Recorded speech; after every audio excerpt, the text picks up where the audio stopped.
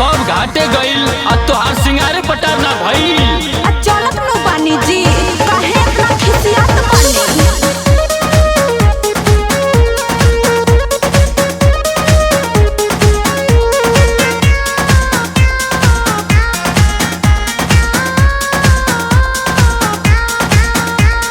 ये तना बेचैन हमके बानी कोइले माथे दौड़ाया बेसे काहे बानी धइले।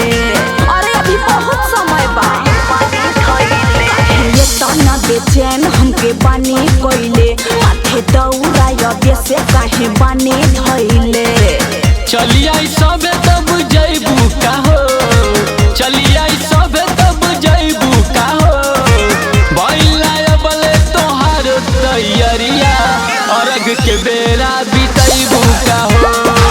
भइला बले तोहार तैयारिया अर्घ के बेरा बितैबू का हो।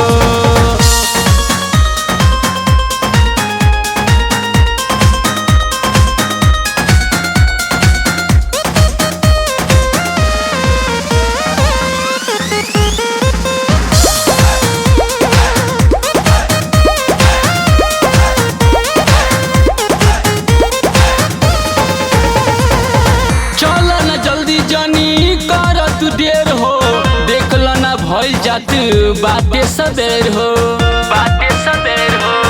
अरे हमार बात सुनी थोड़ी देर औरी रुकी जाएंगे हो सैया।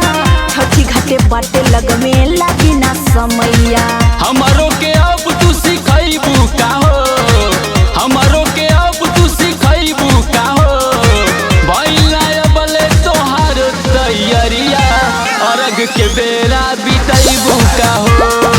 भइला तैयारिया अर्घ के बेरा बितैबू का हो।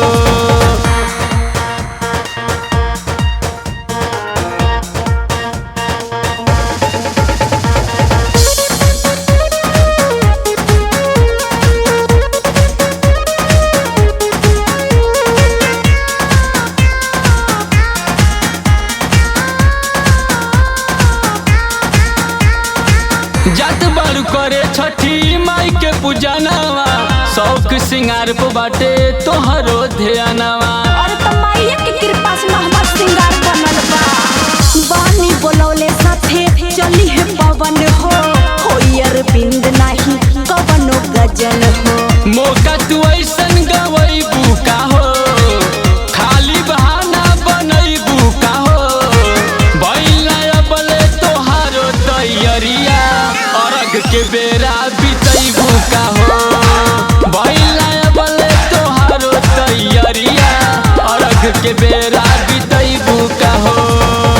बाहर में रारू के झमेला।